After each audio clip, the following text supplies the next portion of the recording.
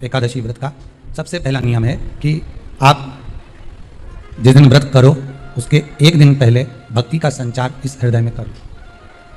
भक्ति का संचार इस हृदय में कर लीजिए। जिस दिन आप व्रत करो, जैसे एकादशी का व्रत कर रहे हो तो दशमी के दिन शाम का समय जब आवे, रात्रि जब होने लगे, शाम का समय आवे और रात्रि का आप जब भोजन ग्रहण करो तो उस भोजन में कोई ऐसा पदार्थ ग्रहण मत करिए जिस पदार्थ के कारण आपकी एकादशी बिगड़ जाए। कोई बेकार भोजन में ग्रहण नहीं करना, श्रेष्ठ भोजन ग्रहण करिए दशमी के। और एकादशी का दूसरा नियम बहुत ध्यान से सुनिएगा।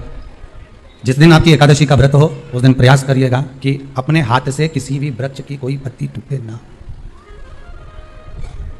अपने हाथ से किसी भी वृक्ष की, पौधे की, किसी भी वृक्ष की पत्ती अपने हाथ से ना टूटे।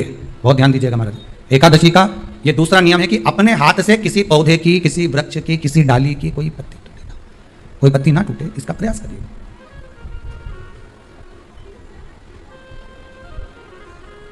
कितना सुंदर व्याख्यान कहा है, कितना सुंदर वर्णन है महाराज कि मात्र एकादशी का व्रत कर लेने पर, मात्र एकादशी का व्रत कर लेने पर जो पूर्व में किया गया हमारा पाप कर्म है, हमने किसी जीव की हत्या करी है, हमने किसी को कष्ट प्रदान करा है, हमने किसी को अपशब्द कहा है, हमने किसी को ताने दिए, हमने किसी को आड़ा टेढ़ा कहा है, हमने किसी को गालियां दे दी है, मात्र एकादशी का व्रत ही कर लेने पर ये सारे जो दोष हैं वो समाप्त हो जाते हैं। सारे दोष हमारे समाप्ति पर आ जाते हैं।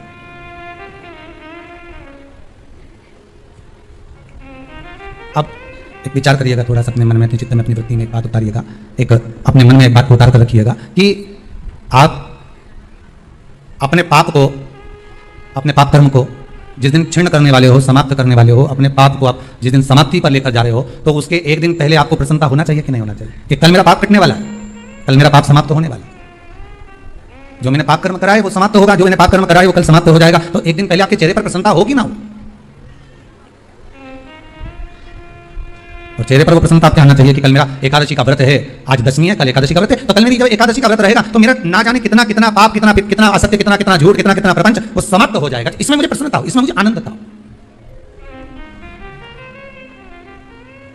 तो क्या कहा गया कि प्रयास करिएगा कि एकादशी के दिन कोई वृक्ष की, कोई डाली की, कोई कोपल की कोई पत्ती ना तोड़ी जाए। क्यों? तो कहा अगर उस पत्ती को हम तोड़ देते हैं, वृक्ष की पत्ती को या क्यारे में लगी हुई कोई डाली की पत्ती को हम तोड़ देते हैं तो एकादशी का पुण्य फल प्राप्त नहीं होता, एकादशी का कोई फल हमारे खाते में नहीं जाता, पुण्य फल प्राप्त। अब फिर भले तुम चाहे तुमने मोदन खाया हो, चाहे तुमने फिर चिप्स खाई हो, चाहे तुमने फिर व्रत का कितना ही सामान खा गए और तुमने सोचा कि आज मेरी एकादशी है, तो फिर उसका कोई फल प्राप्त नहीं, उसका कोई सुख प्राप्त नहीं आपको, फिर उसका कोई आनंद प्राप्त नहीं आपको, तो उसमें कोई आनंद की अनुभूति आपको नहीं मिलेगी,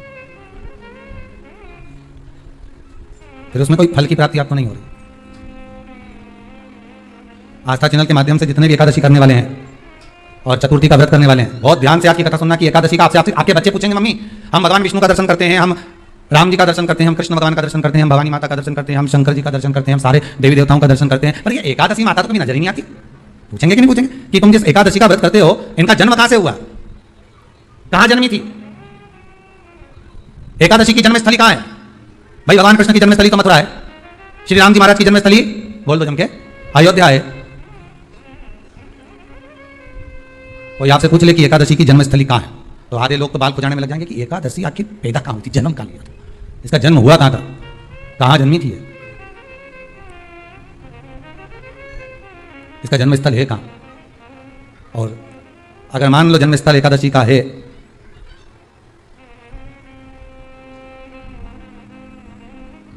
और एकादशी अगर जन्मी है, उसका जन्म हुआ है और दुनिया के लोग इतना व्रत करते हैं, उपवास करते हैं, तो फिर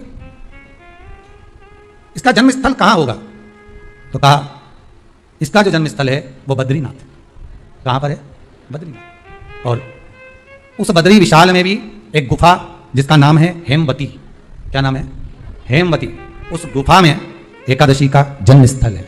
बद्री विशाल में हेमवती गुफा जो 12 योजन अंदर प्रवेश करने जितनी है, 12 योजन की गुफा के अंदर, हेमवती के अंदर एकादशी का प्राकट्य हुआ था, एकादशी का जन्म हुआ था। अब तो बता सकते हो ना कि कोई पूछे कि राम जी का जन्म अयोध्या में हुआ, भगवान कृष्ण का जन्म मथुरा में हुआ, और कोई पूछ ले आपका जन्म कहां हुआ था, हम कह सकते हैं सीहोर में हुआ हमारा, और आपसे कोई पूछे कहाँ हुए, तो इंदौर में हुए कि देवास में हुए कि भोपाल में हुए कि मुंबई में हुए कि पुणे में हुए, आपका तो बता दोगे। पर बच्चे आपसे पूछ रहे मम्मी तो इतनी एकादशी का व्रत करती है, एकादशी का तो व्रत करती है, और सबको करा देती है कि वल्लभपुर की एकादशी करो, भले बकरी जैसे चलो पर एकादशी करो, और सबको एकादशी कराया। तो कोई पूछ रहे कि एकादशी का जन्म कहाँ हुआ था, तो आप कह सकते हो कि बद्री विशाल में, हेमावती में, बद्री विशाल के हेमवती गुफा के अंदर जो 12 योजन की गुफा है, उस गुफा में एकादशी का जन्म हुआ। कब हुआ?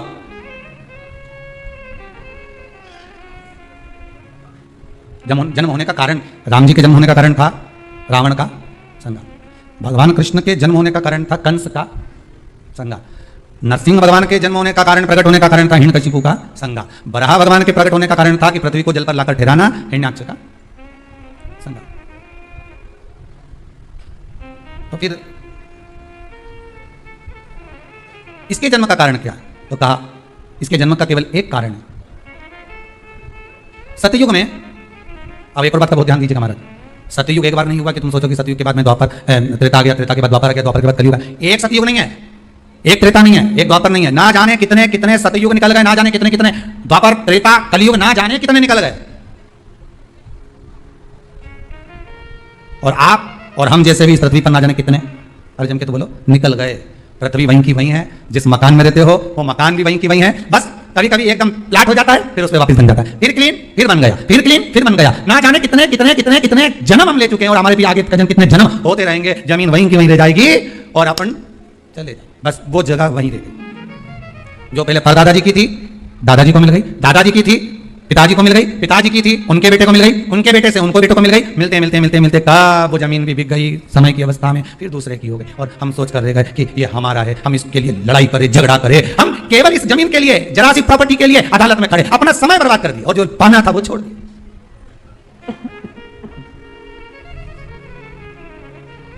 जो पाना था वो छोड़ दिया हमने। असली रजिस्ट्री तो ये शिव महापुराण की कथा है, जिसमें बैठकर आप 3 घंटा भगवान की भक्ति को जो धारण कर रहे हो, 3 घंटा जो भगवान की कथा को आप श्रवण कर रहे हो, 3 घंटा जो भगवान की भक्ति में आप डूबे हुए हो, 3 घंटा जो भगवत स्मरण में आप लगे हुए हो, बस यही असली रजिस्ट्री है, यही वहां काम आने वाली है। इसके सिवा कुछ काम नहीं आएगा। धन दौलत माल खजाना सब पड़ा की पड़ा रह जाना, सब धरा की धरा ले गया। वो एक लाइन आप लोग स्मरण करते होंगे, सज धज के जिस दिन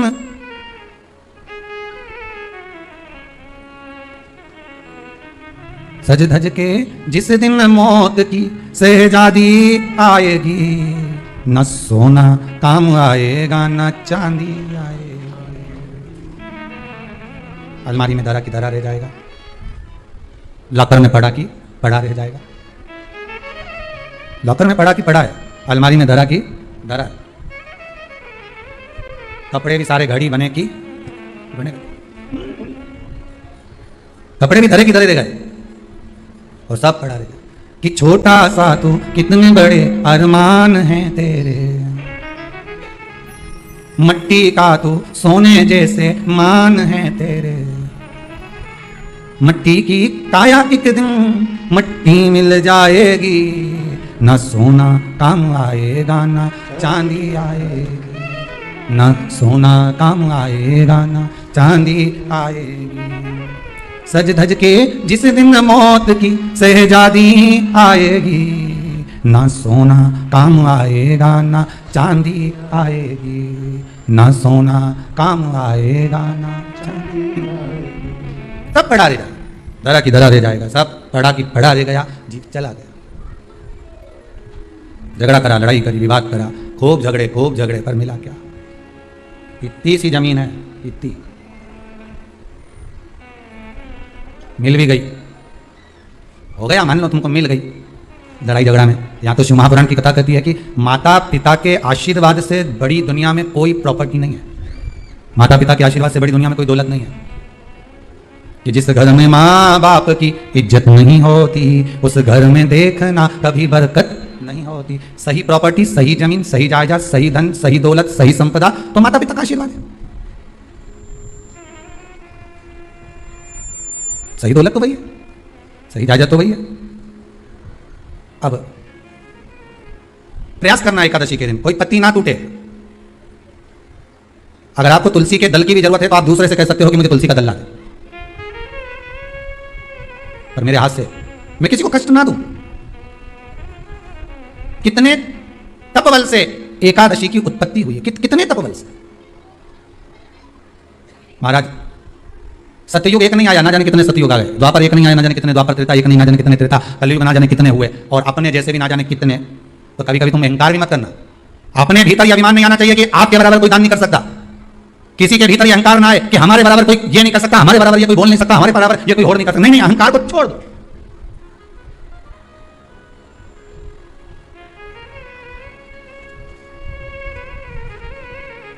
इस भारत की भूमि पर, इस भारत माता की गोद में अगर वीर भी जन्मे तो ढेर वीर जन्मे। कोई एक नहीं, कोई एक सोचे कि मेरे बराबर कोई और नहीं कर सकता। नहीं, ना जाने कितने हैं इस भारत माता की गोद में। अगर दानी भी जन्मे तो ना जाने कितने। कोई ये ना सोचे कि मेरे बराबर कोई दान नहीं कर सकता। इस भारत माता की गोद में सुंदर भी जन्मे तो इतने। कोई ये ना कह सकता है कि मेरे बराबर कोई सुंदर नहीं है। और इस भारत माता की गोद में कलाकार भी जन्मे तो इतने। कोई ये नहीं कह सकता कि इसके बराबर कोई नहीं। इस भारत माता की गोद में कथाकार भी ढेर जन्मे। कोई ये नहीं कह सकता कि इसके बराबर कोई नहीं। भगवान ने पैदा करा। अभिमान नहीं होना चाहिए, अहंकार नहीं होना चाहिए।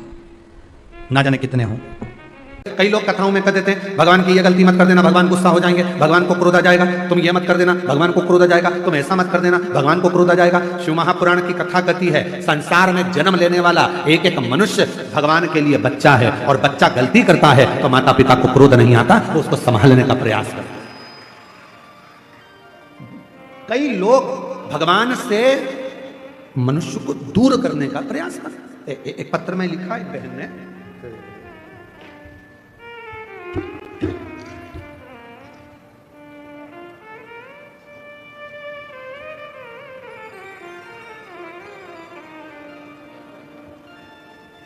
मेरा नाम राधा मरकाम, मेरे पति का नाम साधु राम मरकाम, ग्राम कोड़े जुगा, पोस्ट कोकपुर, जिला कांकेर की रहने वाली हूँ। गुरुदेव, हमारी जब शादी हुई तब हमारे गांव में मंदिर नहीं था, देवी देवता नहीं थे। हम शादी कर कर जब गए उसके बाद में आपकी कथा के माध्यम से हमने वहाँ पर मंदिर निर्माण और देवी देवता पूजन हुआ। गांव के लोग भी कथा से जुड़े और मंदिर में पूजन आदि के लिए जाने लगे। पर गुरुदेव,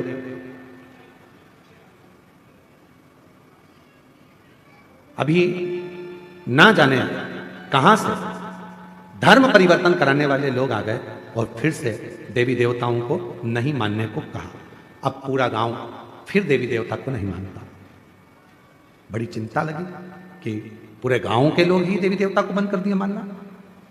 जब बूढ़ा देव महादेव है, स्वयं आप बूढ़ा देव की पूजन करते हो, तो भगवान को मानने में दिक्कत क्या? मानो। पर उन्होंने अपने देवता को भी मानना बंद कर दिया और दूसरे धर्म के चक्कर में लोग जाने लगे। पर अब जब से शिव महापुराण की कथा लोग टीवी पर सुन रहे हैं, मोबाइल पर सुन रहे हैं, अब वापिस हमारे गांव में लोग भगवान को एक लोटा जल चढ़ाना प्रारंभ कर दिए हैं। हम बाबा को यहाँ प्रणाम कर रहे हैं। कहीं बैठी हो तो आ सकती हैं एक बेलपत्र लेने के लिए, पहुंच सकते। शिव तत्व लगे, लोग तुम्हारे पीछे लगे रहेंगे। मंदिर मत जाओ, क्या करोगे मंदिर जाकर? दुनिया के लोग, कई लोग कहते हैं शंकर भगवान क्रोध के देवता हैं, भगवान शंकर रुद्र देव हैं, भगवान शंकर को गुस्सा बहुत आता है, क्रोध बहुत आता है, भगवान शंकर को क्रोध बहुत आता है, रुद्र हैं, भगवान शंकर को क्रोध बहुत आता है। मेरा निवेदन है मेरी जीजियों, वो पिता है, जगत का पिता, और हम उसकी औलाद हैं, हम उसकी संतान हैं। कोई पुराण, कोई शास्त्र ये नहीं कहता कि भगवान देवाधिदेव महादेव आपको दंड देंगे। मेरे शंकर भगवान का तो कोई विद्रोही है ही नहीं। जितने असुर थे, जितने राक्षस थे, सब शिव जी की पूजन करते थे, सब शंकर की आराधना करते थे, सब शिव जी की साधना करते थे। मेरे शिव जी का कोई विद्रोही नहीं, मेरे शंकर भगवान का कोई द्रोही नहीं। सबसे मेरे शंकर भगवान का प्रेम है, सबसे। सबको मेरे देवाधिदेव महादेव लेकर चलते, तो कैसे कोई विद्रोही?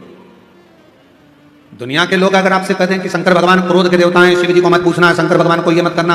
आज के जमाने में लोग सोशल मीडिया के माध्यम से, बहुत सारे ऐसे लोग हैं जो अपना अपना सोशल मीडिया के माध्यम से अपना अपना वीडियो बनाते हैं और नई नई तरह की चीजें आप लोगों को बताते रहते हैं।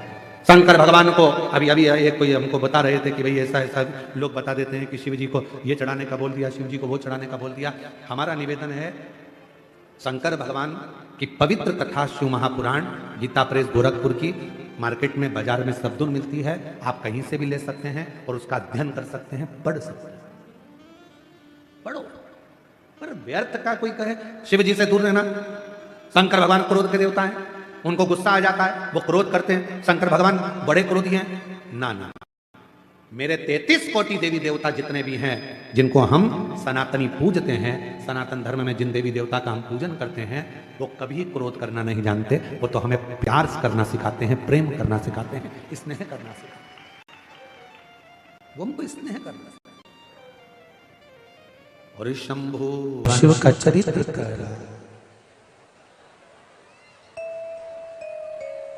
चांगुणा निवेदन कर रही है कि संतान देना और ना देना ये तो शिव के हाथ है।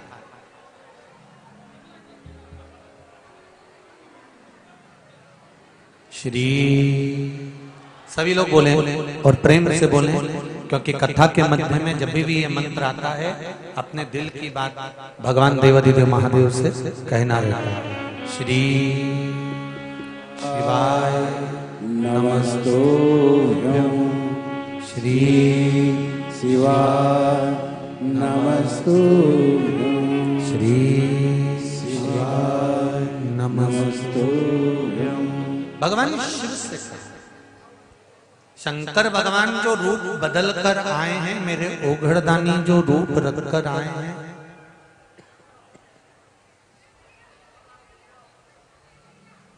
भगवान ने कहा मैं तुम्हारे हाथ से भिक्षा नहीं ले सकता, क्योंकि तुम्हारी संतान नहीं है। तब चांगुड़ा ने कहा,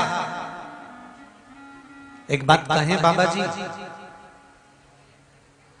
दुनिया में संत, साधु, सन्यासी, तपस्वी, साधक, उपासक, इसका जो बल होता है ना, वो बड़ा बल होता है। तप का बल साधारण नहीं होता। तप का बल खाली नहीं जाता। गुरुदेव, आपने अगर कभी जीवन में भक्ति करी है ना, तो ये विश्वास मानकर कहती हूं, आप मुझे आशीर्वाद देंगे तो मेरे घर में संतान जरूर होगी, ये भी पक्का है। आप बस बोल दो कि संतान होगी, बहुत।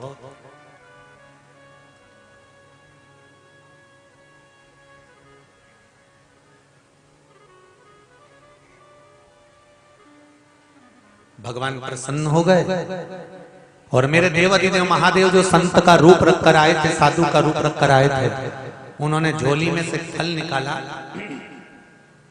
वो फल निकालकर चांगुणा को दे दिया, ले चांगुणा, ये फल खा ले, तेरा गर्भ ठहर जाएगा, संतान हो जाएगी। चांगुणा ने वो फल ऐसे ही नहीं खाए, चांगुणा ने वो फल ले जाकर सबसे पहले शंकर भगवान के सम्मुख में रख दिया और शिव जी से कहा।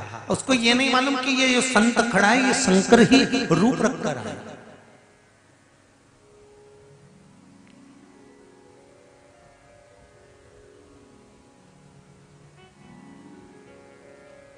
चांगुणा की शिव भक्ति से शंकर प्रसन्न है।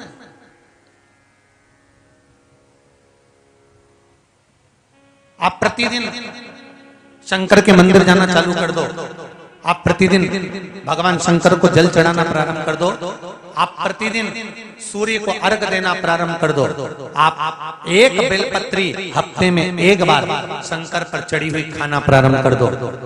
रोज मिल जाए तो ठीक, नहीं तो हफ्ते में एक बार रोज खाना प्रारंभ कर दो। रुद्राक्ष का जल पीना चालू कर दो, शिव जी पे चढ़ा हुआ, तात्विक सुख दे।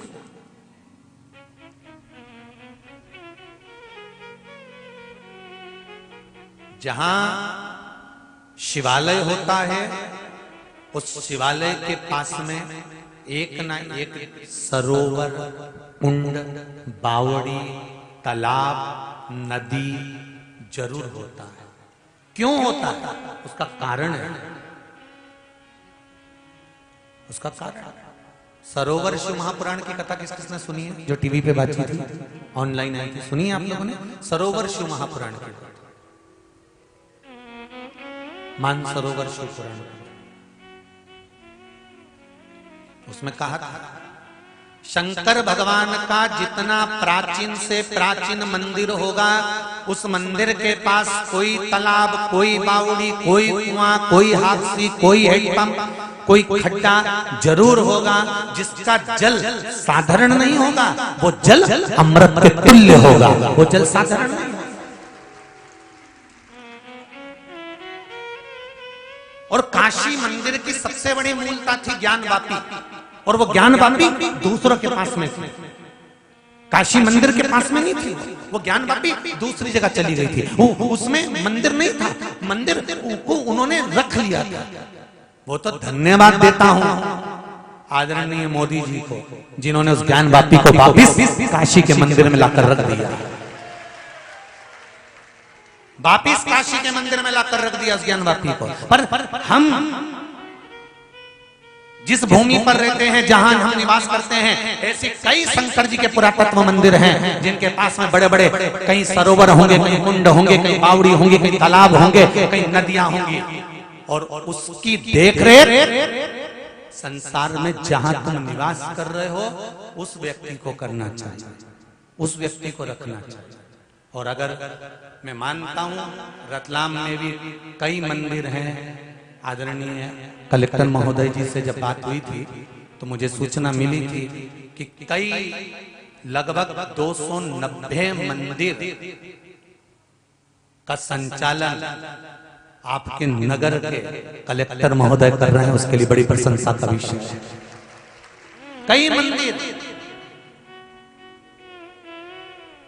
जहां पर टूट फूट हो गई, देख रेख नहीं है, वहां का सारा संचालन प्रशासन कर रहा है, प्रशासन उसको देख, धन्यवाद है बहुत बहुत।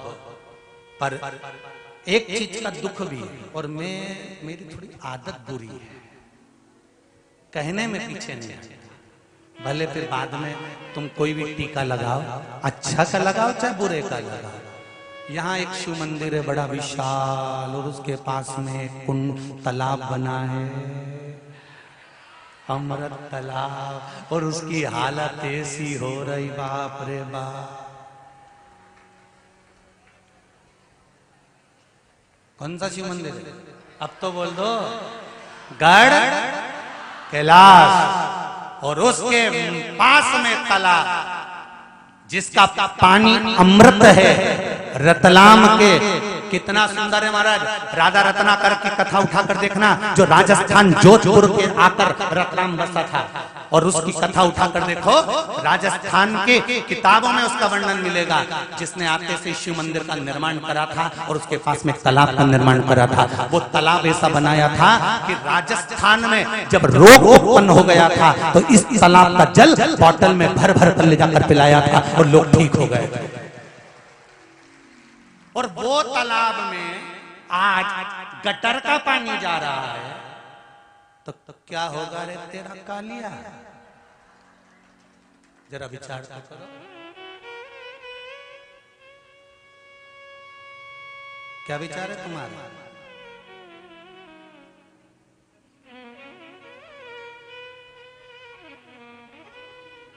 अगली बार जब रतलाम आऊं तो तालाब को देखूं तो मेरा भी मन करे कि इसका पानी पी के मैं भी अमर हो जाऊं, तो आनंद, तो सुख है। धरोहर है ये हमारी, ये हमारी धरोहर, उस धरोहर को हमें, और ये सब काम प्रशासन का ही नहीं होता कि प्रशासन ही इसको करेगा। फिर तुम क्या करोगे? लड्डू खाओगे कि सत्तू?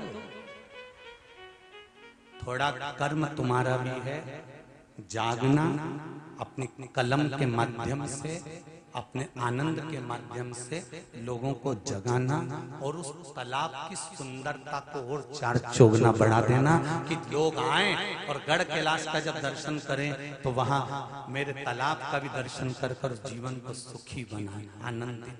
ये अपना भी फर्ज है, केवल शासन और प्रशासन नहीं। कोई कचरा डाले, साफ मना करो, कचरा क्यों डाल रहे हो?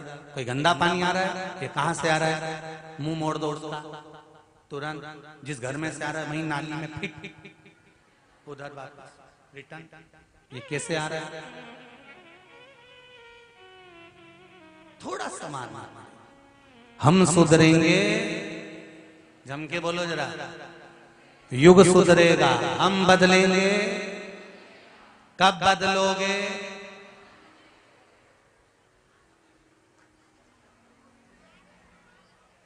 सांप तो नहीं है जो सूंघ गया, आज से, बस अभी से गलत काम अगर कोई कर रहा है तो ये तुमने कचरा गलत फेंका। तुम अगर शंकर जी का विसर्जन भी करने जाओ, फूल पत्ती भी विसर्जन करने जाओ, तो निवेदन बार बार कर रहे हैं, क्यों बेलपत्र विसर्जन करने जाते हो? उस बेलपत्र को सुखा के रखो, पाउडर बनाओ। फूल है, कोई सामान है, तो उसको नदियों में, पवित्र पवित्र नदियों में, क्षिप्रा, गंगा नदी, जो पवित्र पवित्र नदियां हैं, तालाब है, सरोवर है, कुंड है, इनको साफ रखो, शुद्ध रखो, जिससे आने वाली पीढ़ी भी इसका प्रयोग कर सके। आज के पढ़े लिखे लड़कों को अगर तालाब का पानी दे दो, नहीं तो पिए नहीं, बिसलेरी तो कह दो, हाँ रे लहरी। इनके कौन पिलाएगा, कौन आचमन करेगा, कौन कुंड का पानी पिएगा? समझाओ, आने वाली पीढ़ी के लिए जरूरी है, बहुत जरूरी। महाराज फल दिया, शिव जी के सामने रख दिया, शंकर भगवान ने वो फल सम्मुख में शंकर के आ गया। अब वो फल साधारण नहीं हो सकता। फिर कथा में कहूंगा, जिस कपड़े को आप पहनते हो, नई साड़ी है, पहले ले जाकर भगवान को चढ़ा दो, पहनो, उसकी कीमत बढ़ जाएगी। कोई भोग है, प्रसाद बना है, भगवान को भोग लगाओ, पाओ, उसकी कीमत बढ़ जाएगी। सब्जी, भाजी, तरकारी, पापड़, बड़ी, जो भी आप बना रहे हो, पहले भगवान को दो, उसके बाद पाइए, उसकी कीमत बढ़ जाएगी, उसका आनंद बढ़ जाएगा, उसका स्वाद बढ़ जाएगा। अब भगवान को कहो तो, देव तो,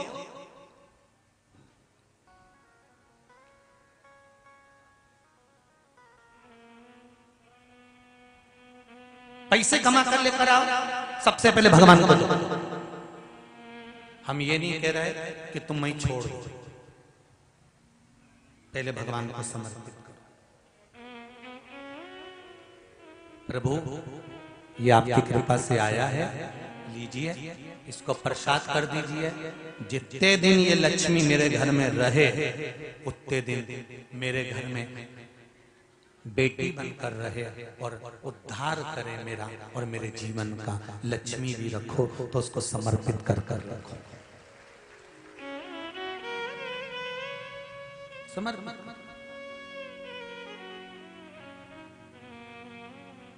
जैसे खेत में मकान होता है और चूहे पूरी फसल का नाश कर देते हैं, तो धतूरा और कमल गट्टा हल्दी की गांठ के साथ जमीन में जिस जगह मकान होता है, कमरा होता है, जहां गेहूं भरते हो, चने भरते हैं और चूहे पूरा खोखला कर देते हो, तो वहां उसके आसपास में एक धतूरा, कमल गट्टा और हल्दी की गांठ जैसे खड्डा खोद कर गाड़ दी जाती है, तो चूहा उधर प्रवेश नहीं करता, क्योंकि वहां शंकर का पहरा हो जाता है, गण का पहरा हो जाता है। तो गणेश आएगा पर चूहा नहीं।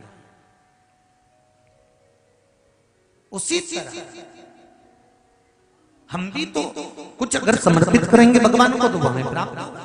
हम शंकर भगवान को दे रहे हैं। आज चांगुड़ा ने वो फल दिया भगवान शंकर को, वो फल की कीमत समझना कि वो फल कहाँ काम आया। वो फल चांगुड़ा ने दिया, चांगुड़ा ने फल उठाया, खा गई, गर्भ ठेर गया।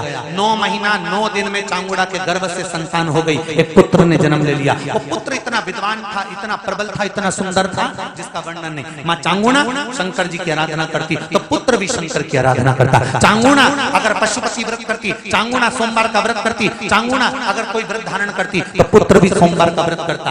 अगर चांगुणा शंकर का अभिषेक करती तो पुत्र भी शंकर का अभिषेक करता। चांगुणा अगर शिव की आराधना में डूबी रहती तो वो पुत्र भी शिव की आराधना में डूबा रहता। वो जैसा माँ करती है वैसा ही वो पुत्र करता है। और यही होता है, यही हमारे बच्चों को संवारना हमें, कोई दूसरा संवारेगा? तुम्हारे बच्चे अगर बिगड़ेंगे ना, सबसे पहले अगर आनंद आएगा ना तो दूसरों को ही आनंद आएगा। अच्छा है। और जैसे वो स्वान को कुत्ता को नहीं कहते छो, ऐसे इसको कहते लगे रहो, बहुत बढ़िया काम कर रहे हो, लगे रहो, बहुत बढ़िया काम कर रहे हो, लगे रहो, छो करते थे। वो तो कहीं का समझदार होगा जो समझाएगा, गलत काम मत कर छोरा, ये गलत है, मत जा, ऐसा मत कर छोरा, ये गलत, समझाने का प्रयास करें।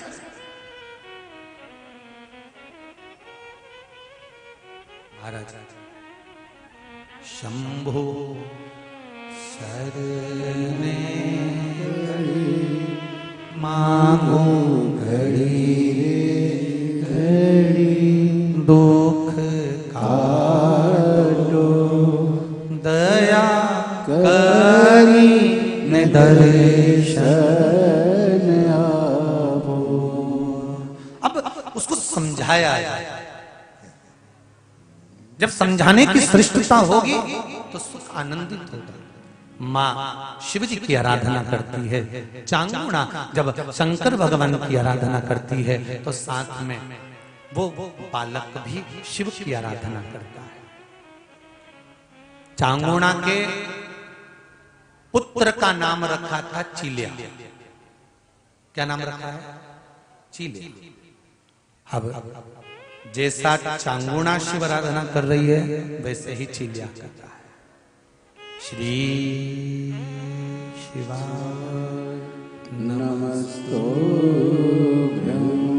श्री शिवाय नमस्तुभ्यं, श्री शिवाय नमस्तुभ्यं। चांगुणा मंदिर जाने लगी, पुत्र भी मंदिर जाने लगा। चांगुणा आराधना में लग गई, पुत्र भी आराधना में लग गया। समय आया। एक बार देवऋषि नारद निकलकर काशी में पहुंच गए, जहां पर माता पार्वती जी शंकर भगवान के चरण दबा रहे। ध्यान देना जरा कथा पर। हमेशा आपने कथा सुनी होगी कि लक्ष्मी जी भगवान विष्णु के चरण दबाती हैं, पर काशी की जो धरा है, काशी की जो भूमि है, ये अविमुक्त भूमि है, जहां पर माता पार्वती शंकर भगवान के चरण दबा रही थी।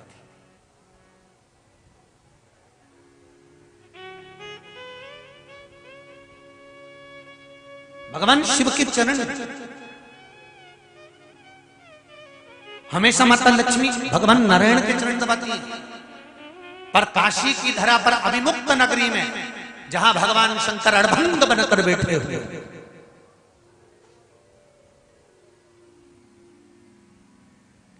वहां माता पार्वती जी शिव के चरण दबा रहे। देवऋषि नारद पहुंच गए। श्रीमन नारायण, श्रीमन नारायण, श्रीमन नारायण।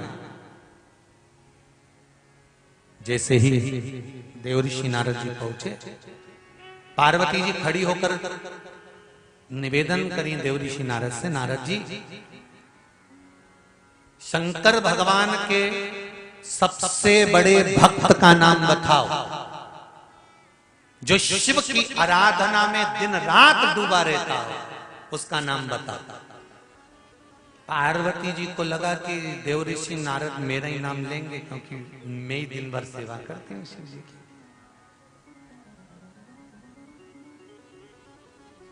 रोज मंदिर जाने से कोई भक्त नहीं बन जाता, ठीक है।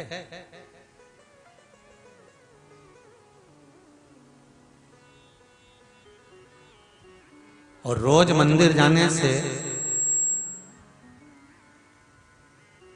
रोज मंदिर जाने से कोई ये सोचे कि मैं भक्त की गिनती में आ गया, सबसे बड़ा भक्त मैं ही हूं, मैं ही रोज मंदिर जाता हूं, मैं ही देवालय जाता हूं, मैं ही पूजन करता हूं, मैं ही अर्चना करता हूं, मैं ही मंदिर की देखरेख करता हूं, मैंने सब संभाल रखा है, अगर मैं नहीं होता तो कुछ नहीं होता। तो जो ऐसा सोचे ना, उससे निवेदन है आधे घंटे मरी जाए। तू होगा तो भी मंदिर का काम होगा, और तू नहीं होगा, बोलो तो री जीजियो, तो भी मंदिर का काम।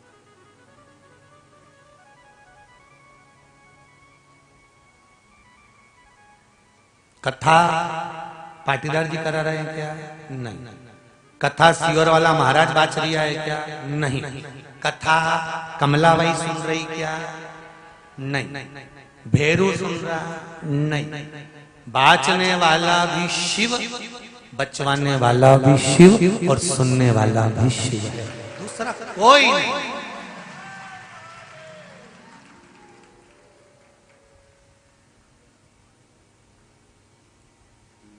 घर तक तुम्हारी पहचान है, शमशान में पहुंचे कि मुर्दा हो, सही है गलत है? घर तक तुम्हारी पहचान है, लोग कहेंगे कौन मर गया, तो कहे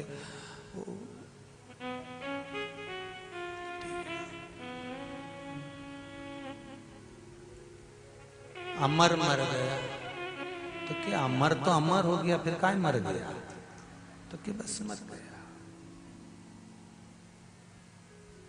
मरा। घर तक तुम्हारी पहचान है, घर तक तुम्हारा नाम है, जिंदा हो तब तुम्हारा नाम है, मरने के बाद जब शमशान में पहुंचे तब केवल मुर्दा है। कितनी भी कंपनी का सामान पहन लो, घड़ी भी HMT की, साबुन पेयर्स का, कपड़ा रेमंड का, शूज बाटा का, जितनी कंपनी का पहन लो, जब मरोगे तब घर के लोग रोते रोते किसी से भी कह देंगे सामान लिया, सामान। और जैसे ही दुकान वाले के पास जाओगे, पूछेगा भी नहीं कि नाप क्या है, उसको सब मालूम है, कटाया कपड़ा धरा, लपेट के दे दिया, लपेट दो, तो पूछ तो लो कौन सी कंपनी का है। पूरी जिंदगी कंपनी का माल पहना, ब्रांड का पहना, और मरने के बाद ब्रांड का ही पता नहीं पड़ा कौन सी कंपनी का था, कौन से ब्रांड।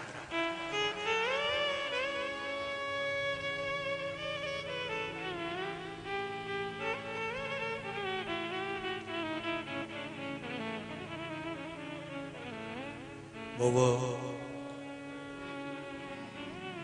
एक बार परम पूज्य क्रांतिकारी संत, राष्ट्रीय संत श्री तरुण सागर जी महाराज जी से किसी ने पूछ लिया था, आपका एड्रेस क्या है, आप कहाँ रहते हो? तो उन्होंने कहा था हमारी ड्रेस ही नहीं है तो एड्रेस कहाँ से आएगा?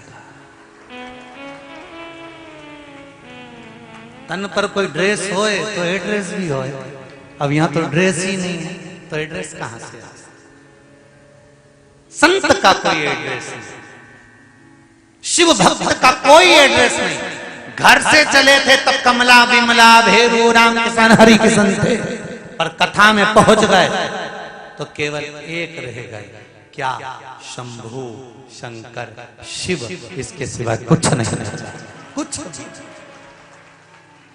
फिर वही वाली बात आ गई, मजा रहा जीने में, भोलेनाथ धड़क रहा, भीतर शिव है, श्वासों में शिव है, धड़कनों में शंकर है, तो फिर क्या लगे? क्या क्या है?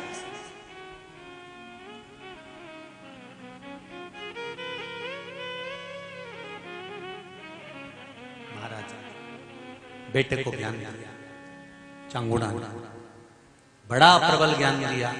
और यहाँ पार्वती जी ने पूछ लिया देव ऋषि नारद से कि शंकर जी का सबसे बड़ा भगत कौन, शंकर भगवान का सबसे बड़ा भगत कौन? तो देव ऋषि नारद श्रीमन नारायण माता जी बुरा तो नहीं मानोगी, क्योंकि सत्य जब बोला जाता है तो अच्छे अच्छे का मुंह भगोना हो जाता है। सत्य ही तो सहन नहीं होता।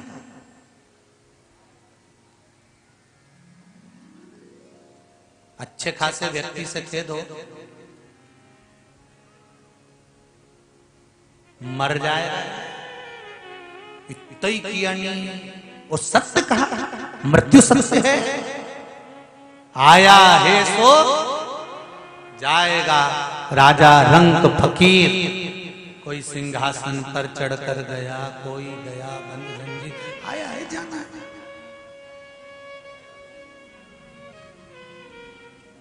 बादाम खाओगे तो भी जाओगे, नहीं खाओगे तो भी। रोटी खाओगे तो भी जाओगे, नहीं खाओगे तो भी जाओगे। पार्लर में जाओगे तो भी जाओगे, नहीं जाओगे तो भी जाओगे। कथा सुनोगे तो भी जाओगे, नहीं सुनोगे तो भी लोगों के मन में आ जाता है फिर मरना ही है तो कथा काहे को सुने, नहीं सुनना चाहिए। पर एक अंतर है कथा सुन के मरने वालों का और कथा नहीं सुन के मरने वालों का। एक अंतर है, बिल्ली अपने मुंह से अपने बच्चे को पकड़ती है, साथ घर लेकर जाती है, बच्चा मरता है क्या? नहीं। बिल्ली अपने मुख से चूहे को पकड़ती है, चूहा बचता है क्या? नहीं। उसी तरह कथा सुनकर मरना और कथा नहीं सुनकर मरना, दोनों में अंतर है। कथा सुनकर मर गए तो बिल्ली के बच्चे जैसे बेकुंठ चले जाओगे, और अगर कथा नहीं सुनी और मर गए तो चूहे जैसे मसले जाओगे। मरना तो निश्चित, बिल्कुल पक्का है।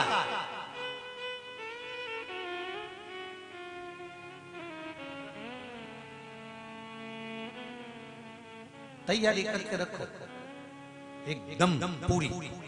कथा में आने से पहले जब तुम्हारी तैयारी हो जाती है ना, जल्दी चलो और जल्दी से रोटी बनाओ, उन्हें बर्तन पटका और जल्दी से छोटी मोटी करके मुंडा पेंसिल से लाइन खींच के डब्बा भर के आंख में कर खुरा के, और जो पल्लू मल्लू लई जो चली, और ये राम रुमाल तो भूली गई अलमारी से। और फिर देखिए हमारी चप्पल की चप्पल देख दुखा के, और फिर आई और कथा में फिर किनंग बेटी लीला, अब देख दुखा के फिर उसके पास पटली मटली डाल के बेटी बढ़िया जो तो कदे आई, अभी तो आई आधा घंटा, तो इतनी जल्दी तेरे को आगे जगह मिल गई? अरे वो तो दूसरी बैठी थी, मेरा भजन ही सहन नहीं करा, मेरा पांव धर दिया खस के तुरंत खसक। अच्छा भगवान तेरा भला करे हो, तूने हमारे लिए जगह रखी हो, तूने मेरे लिए यहाँ जगह रखी, मैं तेरे लिए वहां रखूंगी हो।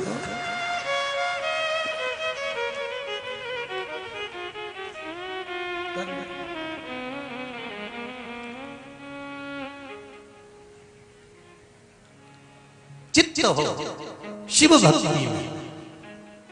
बताओ नारद जी, शंकर भगवान का सबसे बड़ा भक्त कौन? देव ऋषि नारद ने कहा बुरा तो नहीं मानोगी? हाँ तो बोल। नारद जी ने कहा शंकर जी की सबसे बड़ी भक्त है कांति नरेश की धर्म पत्नी चांगुना। चांगुना वो मृत्यु लोक में रहने वाली साधारण सी स्त्री रानी, वो शंकर भगवान की भक्त है, सबसे बड़ी भक्त, सबसे बड़ी भक्त है। ओहो पार्वती जी के तो अब रोटी नहीं भागा।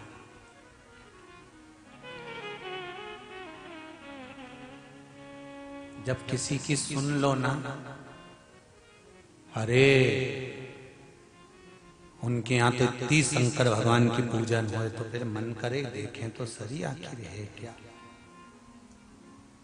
ये आधे से जो ज्यादा भीड़ है ना, ये कथा की नहीं है, ये सियोर वाला पगला के देख रहे आखिर ये पागल खाना छोड़ के यहाँ कैसे आ गया, ये देखना है।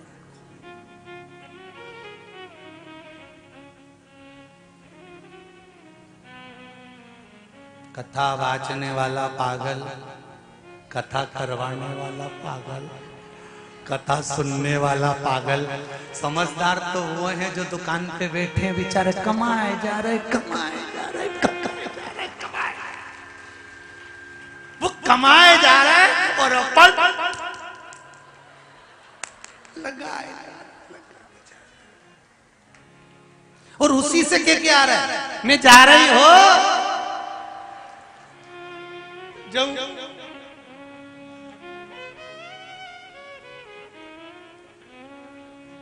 तो कल बोला था ना, पति पत्नी का है इस जग में बड़ा ही सुंदर नाता, बैठी बैठी पत्नी खाती पति कमा मर जाता, बेचारा वो कमा कमा कमा कमा कमा कमा, एक बार मुंह से नहीं निकला। सुनो, 7 दिन की कथा हो रही है, शिव महापुराण कथा चल रही है। मैं पत्नी नहीं धर्म पत्नी हूँ।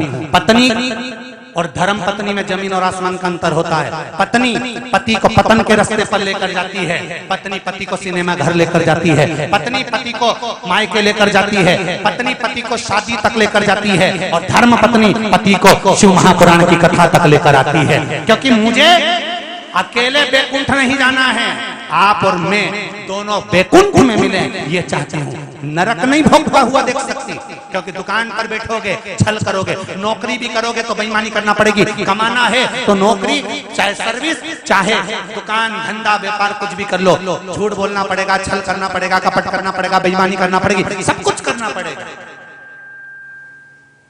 कमाने के लिए सब कुछ करना पड़ेगा और भोगना भी तुमको पड़ेगा। इसलिए निवेदन है, 7 दिन की शिव महापुराण में से कम 1 दिन मेरे साथ चलो। कमाने के लिए तो जिंदगी पड़ी है और श्वास है तो कमा लोगे। अगर कोरोना में निपट गए होते तो दुकान पर तुम्हारा काका जी बैठा राजस्थान से।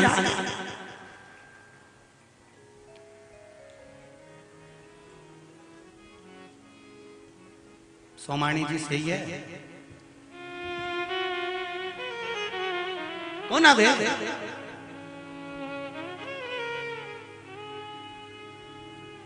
4-4, 5-5 फैक्ट्रियां हैं कपड़े की सूरत में, और बेटे बहू और बाप और माता बिना कथा के एक दिन नहीं रह पाते। जहां कथा होती वहां भी जाते हैं, टीवी पर कथा सुनते रहते हैं और फैक्ट्री चल रही, कौन चला रहा है? तो क्या शंकर जी चला रहे हैं, आपने कहीं करना है।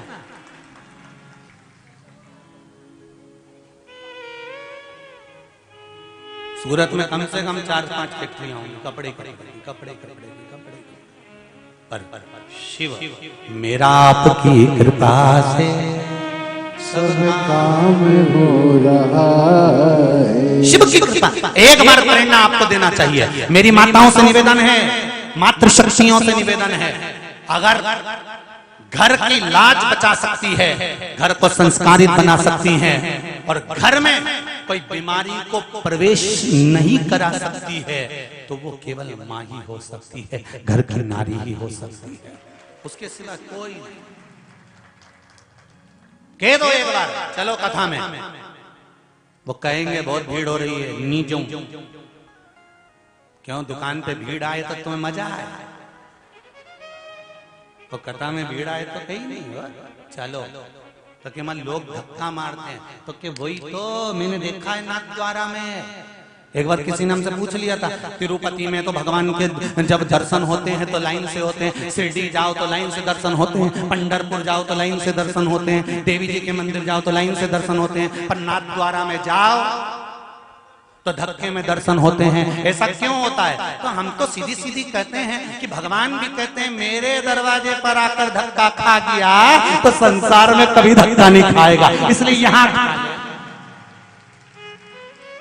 तो आपसे भी निवेदन है, ये जो बाजू बाजू में तुम्हें मत रही है इधर से ये तुमने जितना कहीं का बेकार कर्म करा होगा ना, तो बीच में ठसी इधर से पांव धर, इधर से और ये सब जो तुम्हें मथ रही है ना, ये कुछ नहीं होने वाला। ये जैसे मथे तो मक्खन निकले, उसी तरह तुम्हारे भीतर विश्वास, भक्ति और श्रद्धा प्रकट होती।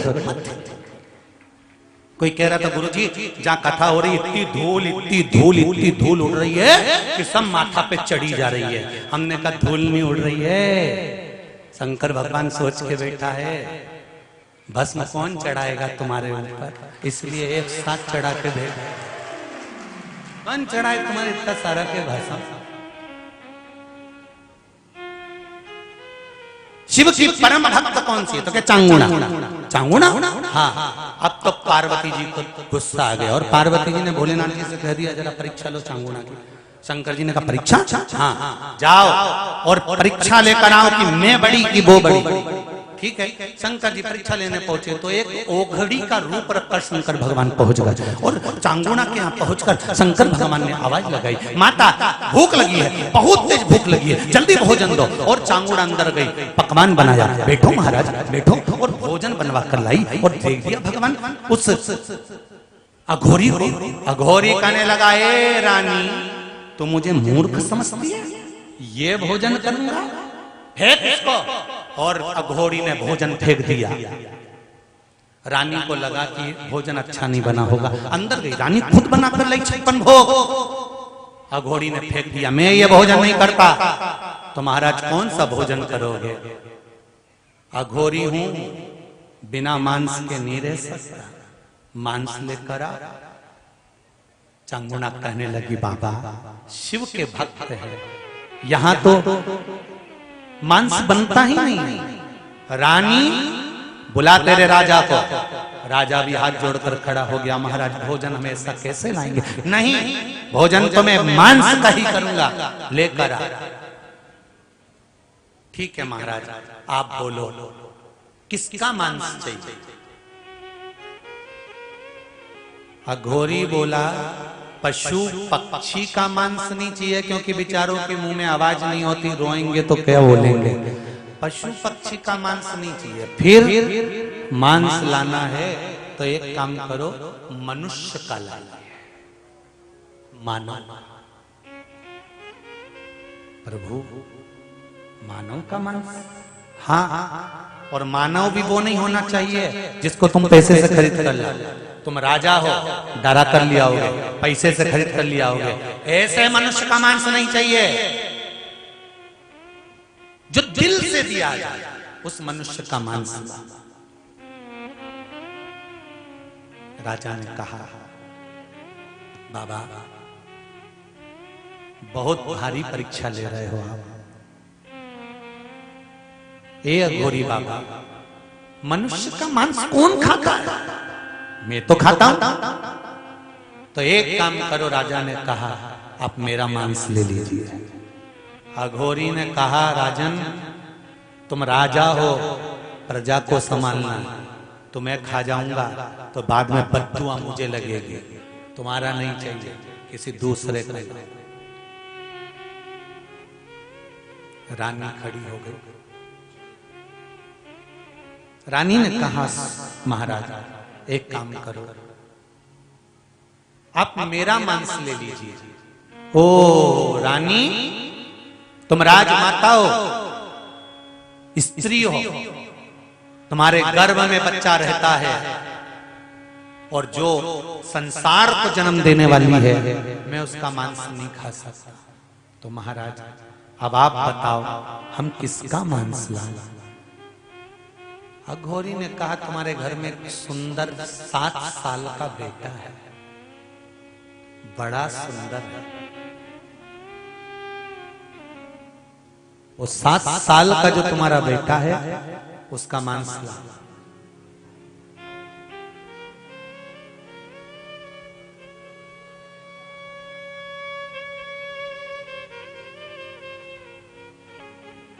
चांगुणा बिलख पड़ा, जिस पुत्र को पाने के लिए जिंदगी निकाल दी थी, चरणों में गिर गई गुरुदेव, क्षमा कर, ये नहीं हो सकता। अघोरी ने कहा, चांगुणा तू मेरा अपमान कर रही है, तूने वचन दिया था कि क्या खाओगे मैं वो खिलाऊंगी, अब क्यों मुकर रही, क्यों मुकर रही है? पुत्र का वध कैसे हो? नहीं, तुम्हारा पुत्र का मांस, जाओ।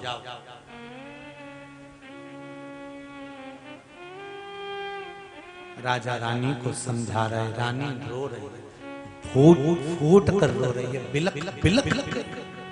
कौन मां होगी जो अपने बेटे को मार दी? और सुनो चांगुणा, जाओ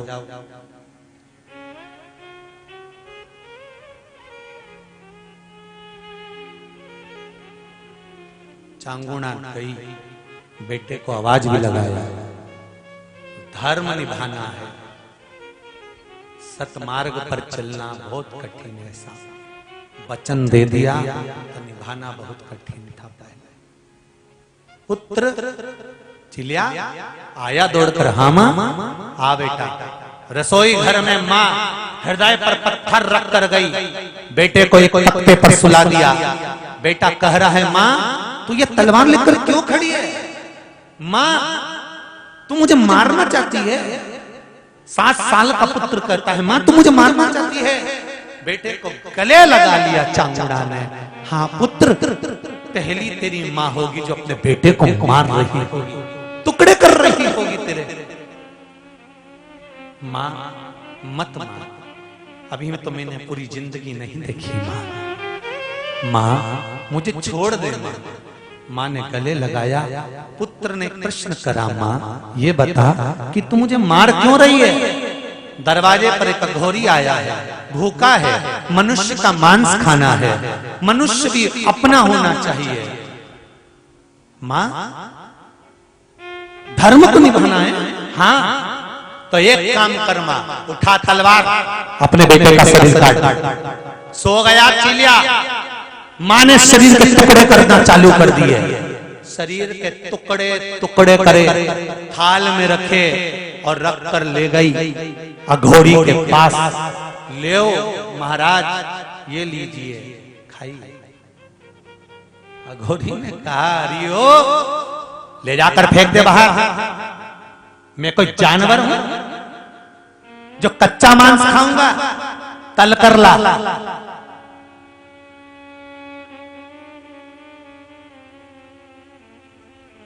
ले जा इसको।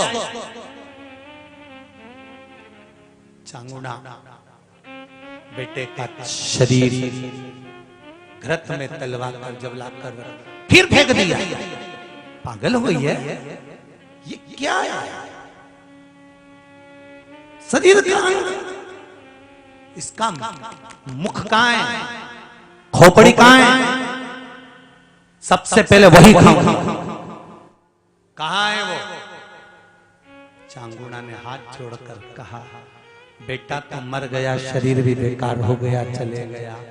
चेहरा बेटे का मैंने रसोई घर में केवल अपने मन को मारने के लिए, देखने के लिए रख रखा है। उसको लेकर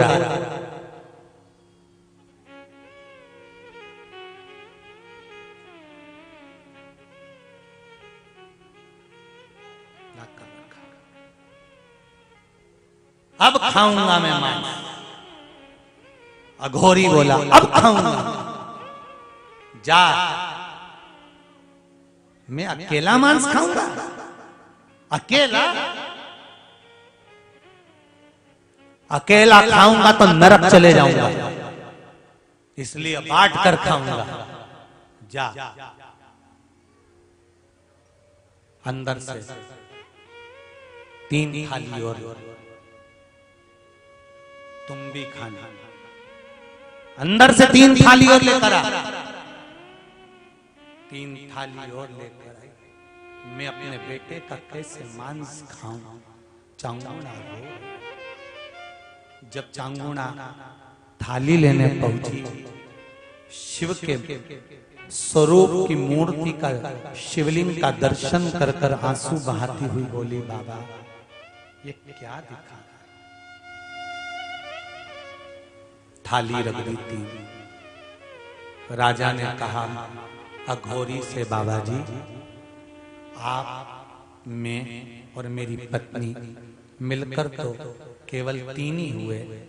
एक थाली पहले से थी, 3 थाली आपने क्यों बुलवाई? जब खाने वाले हम 2 थे तो एक थाली किसके लिए बुलवाई? अघोरी ने कहा तेरी औलाद भी तो खाएगी राजा, वो भी आती होगी। रानी जा तेरे बेटे को बुला, वो भी खाएगा। रानी ने कहा महाराज वो तो मर गया, उसका सिर तुम्हारे पास पड़ा है, धड़ तला हुआ पड़ा है, वो कैसे आएगा? अघोरी ने कहा फल शंकर जी को दिया था तुमने, जो शंकर जी के सामने रखा हुआ फल होगा वो मर ही नहीं सकता। ला बुला तेरे बेटे, वो मर नहीं सकता, बुला।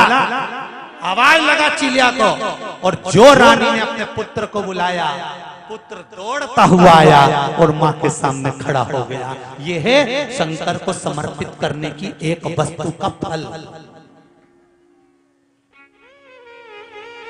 शंकर पर चढ़ी हुई एक बेलपत्र, शंकर पर चढ़ा हुआ एक जल, शंकर पर चढ़ा हुआ एक चावल का दाना, शंकर पर चढ़ा हुआ एक फल, शंकर भगवान को समर्पित करी गई एक वस्तु, ये कोई साधारण नहीं हो सकती। बेटा वापिस जीवित हो गया। शंकर पार्वती ने दर्शन दे दिया, अघोरी ओझल हो गया।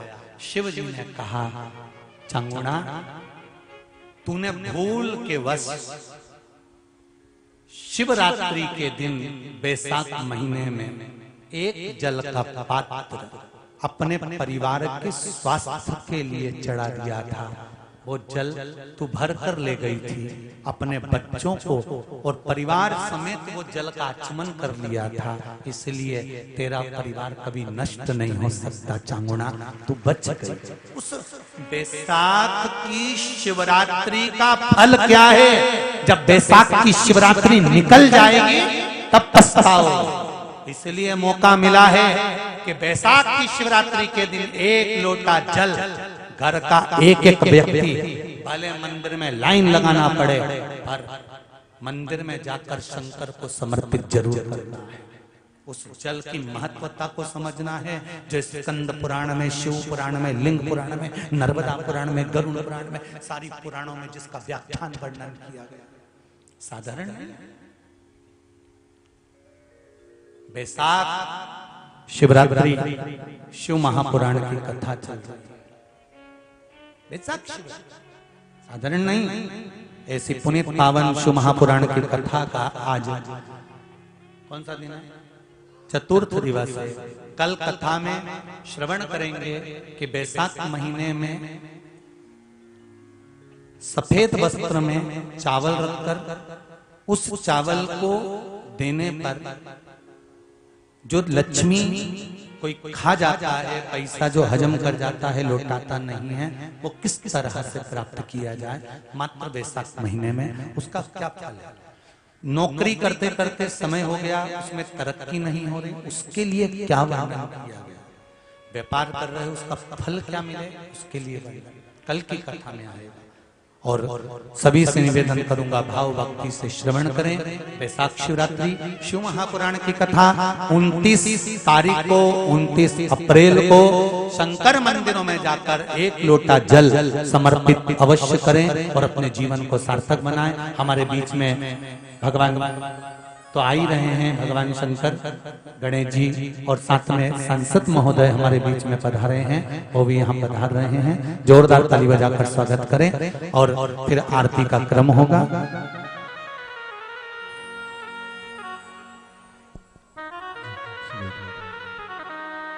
पत्र बहुत सारे हैं आप लोगों के, पढ़ नहीं पाया हूँ। आज के पत्र में ले जाकर कक्षा में इसको पढ़ता हूँ और जो अच्छे अच्छे पत्रों का स्मरण जरूर करूंगा, या एक काम करता हूँ यहीं रख देता हूँ, कल इसको अवश्य पढ़ूंगा। इसका ध्यान रहे, जो पत्र रह गए हैं उनको कल अवश्य पढ़ा जाएगा।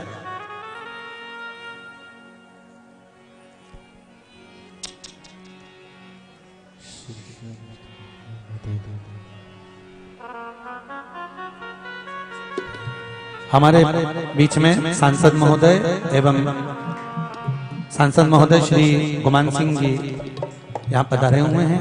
विधायक जी नागदा के श्री दिलीप जी गुजर जी भी आए हुए हैं। बहुत बहुत साधुवाद है। एक बार जोरदार ताली बजाकर उनका स्वागत। यहाँ शिव पोथी का पूजन करेंगे सांसद महोदय एवं विधायक महोदय।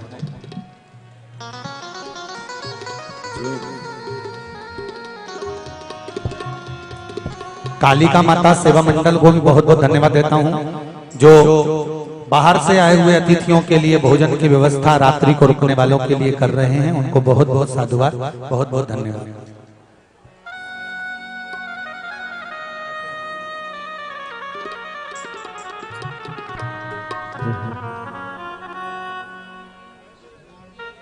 श्रद्धे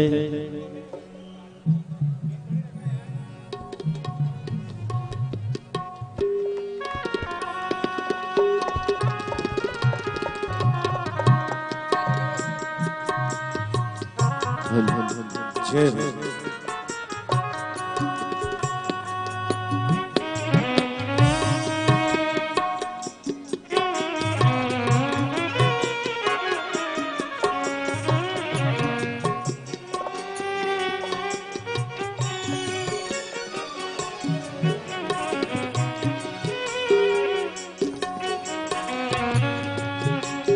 आदरणीय सांसद महोदय से निवेदन करूंगा, 2 शब्द हमारे आए हुए भक्तों के लिए कहेंगे, फिर आरती होगी 2 शब्द के बाद।